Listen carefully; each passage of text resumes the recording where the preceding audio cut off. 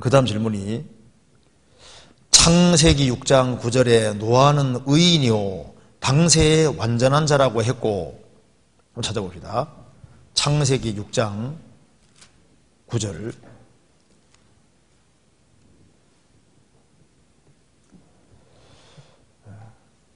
노아의 사적은 이러하니라. 노아는 의인이요 당세의 완전한 자라. 그가 하나님과 동행하였으며. 그래서 창세기 6장 9절에 노아는 의인이요 당세의 완전한 자라고 했고, 시편 18편 찾아봅시다. 시편 18편 23절.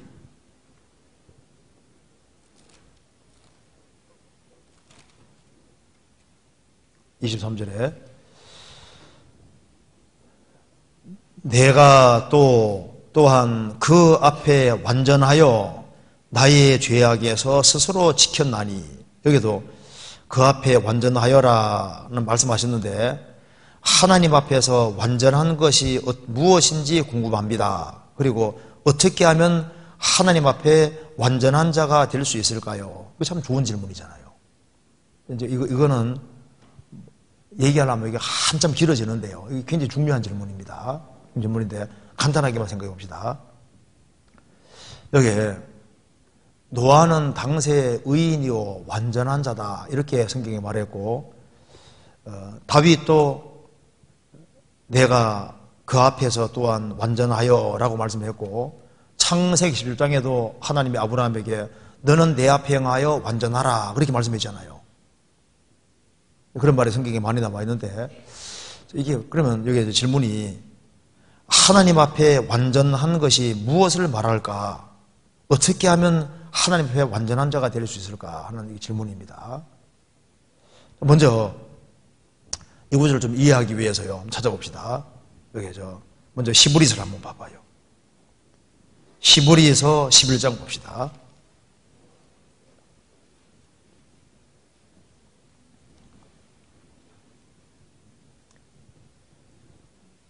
(11장) 4절 봅시다.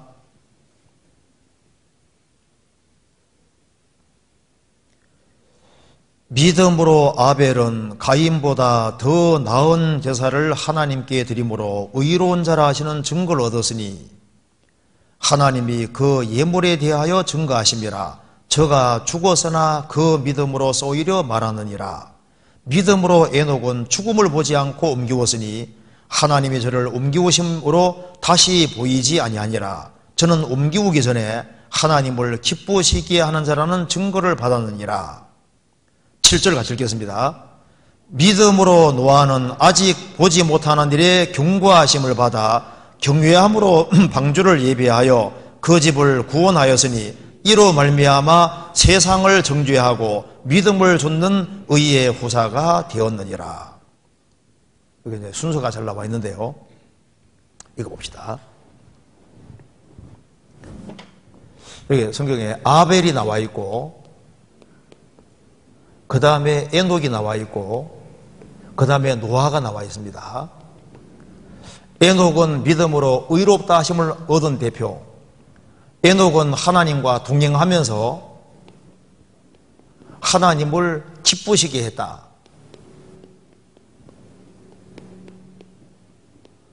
노아는 하나님과 동행하면서 하나님과 함께 함께 일했습니다. 동력하면서 방주를 지었습니다. 그러니까 이게 진행 순서를 보여주고 있는 겁니다. 아벨은 믿음으로 의롭다함을 얻고, 에녹은 하나님 앞에 의롭다함을 얻고, 또 하나님과 300년 동안 동행했습니다. 근데 노아는 믿음으로 의롭다함을 얻고 하나님과 같이 동행하면서 하나님의 일을 했습니다. 방주 짓는 일을 했잖아요. 그러니까 이게 이제 점점 진행이 된 겁니다. 그래서 노아는 의인이요 구원을 확실히 받고, 그리고 그 당대에 완전한 자다, 당세의 완전한 자다 그렇게 표현했다고 말입니다. 그걸 당세의 완전한 자라, 그 완전했다는 말이 보통 영적분에는 블레임리스라고 했는데요. 책망받을 것이 없었다. 책망받을 것이 없고 그는 순전했고 책망받을 것이 없고 온전했다. 주님 보시기에 합당했다 그런 뜻입니다. 그래서 여기 시편 18편 23절에서도 내가 그 앞에 완전했다는 말도 하나님 앞에 책망받을 것이 없었다. 블레임리스로 보통 이렇게 번역이 되어 있습니다. 그래서 여기에 너는 내 앞에 행하여 완전하다. 그것도 블레임리스라고 이렇게 했습니다.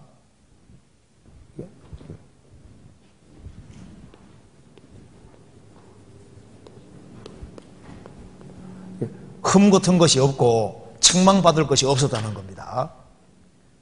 그래서 여기에 완전하다는 의미가 절대적인 완벽을 의미하는 건 아닙니다. 모든 면에서 완벽하신 분은 누구밖에 없습니까? 하나님밖에 없어요. 노아는 의인이고 당세에 완전한 자라 하나님 보시기에 합당하게 신앙생활했다 그런 뜻입니다. 그래서 온전하다는 말을 하고 합당하다는 말이 성경에서 거의 똑같이 쓰이고 있습니다.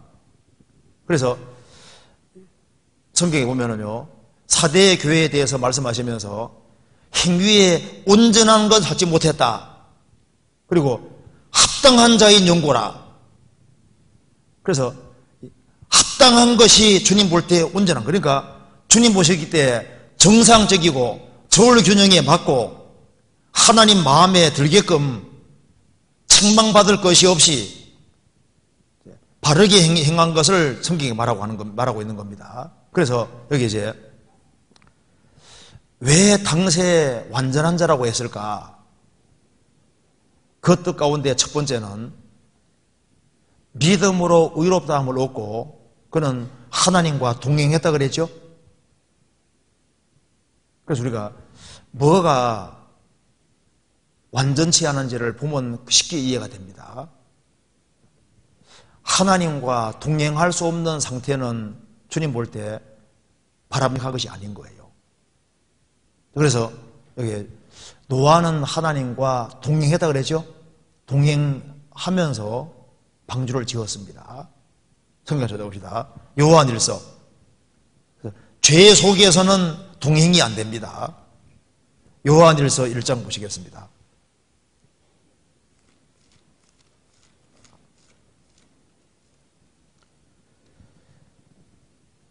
1장 5절입니다. 우리가 저에게서 듣고 너희에게 전하는 소식이 이것이니 곧 하나님은 빛이시라. 그에게는 어둠이 조금도 없으시니라. 만일 우리가 하나님과 사귐이 있다 하고 어두운 가운데 행하면 거짓말을 하고 진리를 행치 아니하미거니와 저가 빛 가운데 계신 것 같이 우리도 빛 가운데 행하면 우리가 서로 사귐이 있고 그 아들 예수의 피가 우리를 모든 죄에서 깨끗하게 하실 것이요. 이 말씀에서 하나님과 동행했다는 말은 하나님이 빛 가운데 계신 것 같이 빛 가운데 걸을 때 이게 사귐이 되는 거예요. 빛 가운데 걷는다는 것은 잘못을 전혀 범하지 않느냐 그런 뜻이 아니라 잘못된 것이 드러날 때마다 그것을 처리하는 것이 주님 보실 때 깨끗한 상태인 겁니다. 방이 청결하다는 것은 먼지가 안 떨어지고 안 떨어지는 게 아니잖아요. 쓰레기 안 떨어지는 게 아닙니다.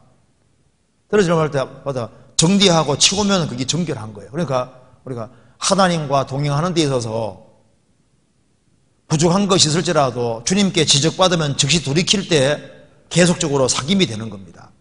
그래서 에녹도 하나님과 동행했고 노아도 하나님과 함께 동행했습니다. 그런데 자기 죄를 고집하고 그렇게 하면은 사귐이 안 되고 동행이 될 수가 없는 거예요. 그리고 하나님과 동행했다는 것은 하나님이 가는 길을 같이 걸어간 거니까 순종했다는 말이 포함되어 있는 겁니다. 그러니까 하나님 보시기에 완전했다 그 말 속에 첫 번째 들어간 것은 죄에서 구별되어 살았다 그 뜻인 겁니다. 자기 죄를 고집하지 않았다 그 뜻이 여기 들어가 있는 거예요. 그리고 또 한 가지는 주님과 동행했다는 말씀 속에 동행하는 것은 주님이 가는 곳에 같이 따라가는 거니까 주님 말씀에 순종하는 것이 포함되어 있습니다. 그러니까 노아는 그 당대에 죄에서 구별됐고 하나님 말씀 앞에 순종하는 삶을 살았다 그 말입니다. 그래서 순종하는 삶을 살아갈 때 그것이 주님 볼 때 책망할 것이 없고 합당한 것이 되고 주님 볼 때 완전한 자, 올바른 자가 되는 겁니다. 그래서 노아는 하나님 명령하신 대로 다 준행했습니다. 그리고 노아는 하나님과 그 당대의 완전한 자라 그러죠. 하나님이 시키는 걸 다 했는데 한번 생각해 보세요. 100년 안쪽에 걸려서 노아 방주 지을 때 얼마나 많은 비난이 있었겠어요.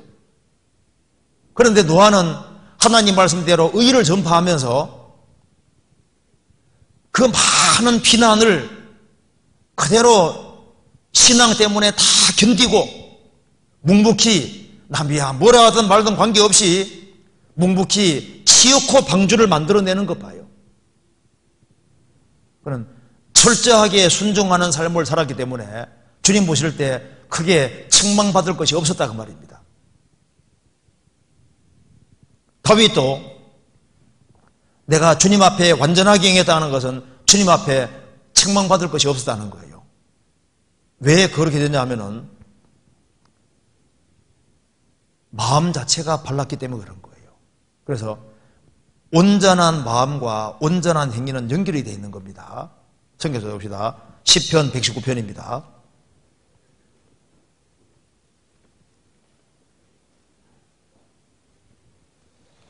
(119편)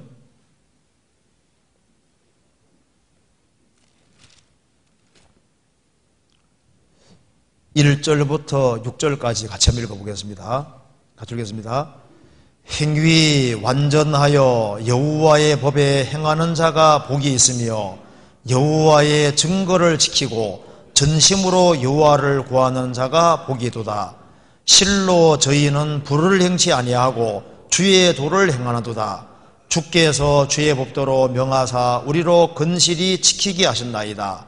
내 길을 굳이 정하사 주의 일을 지키게 하소서. 내가 주의 모든 계명에 주의할 때에는 부끄럽지 아니하리이다.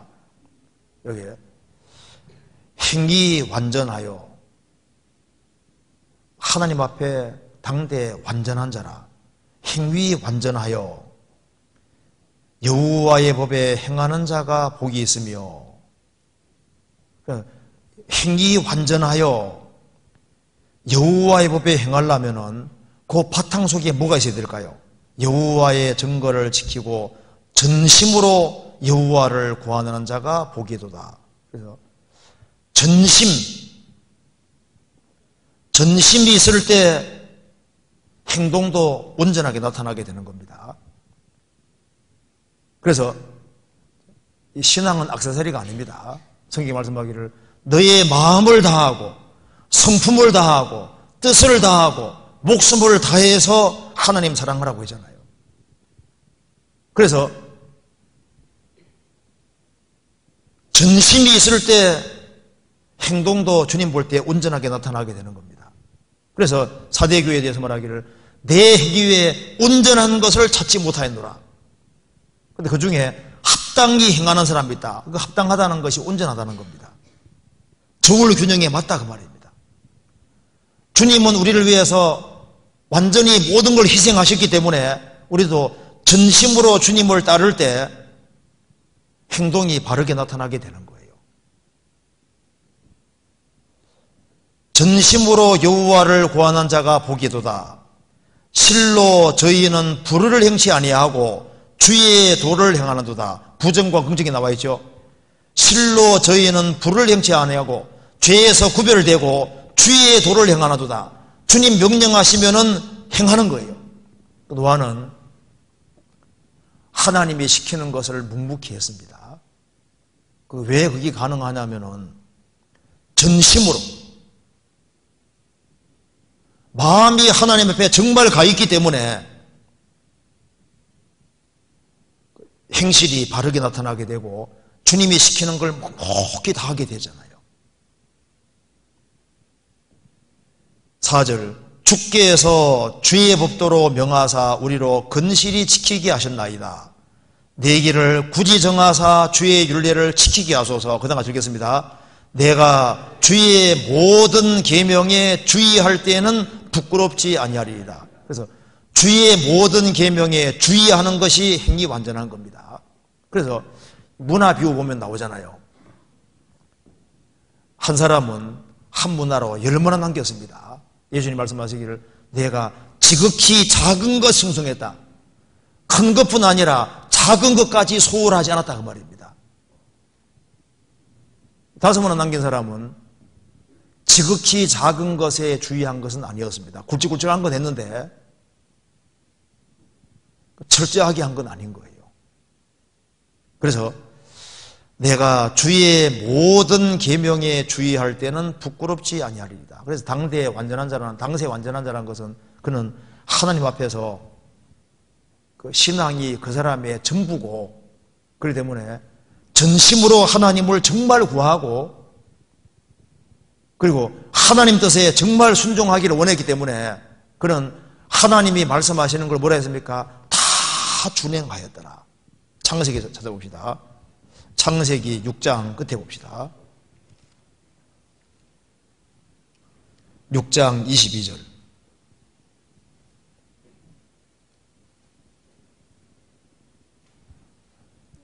같이 읽어보겠습니다. 6장 22절 같이 읽겠습니다.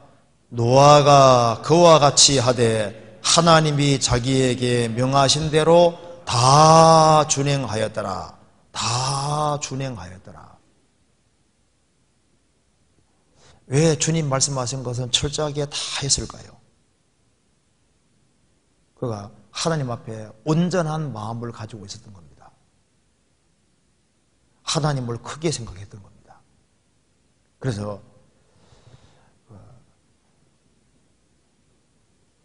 신앙생활하는 가운데 당세에 그는 의인이요 당세에 완전한 자다.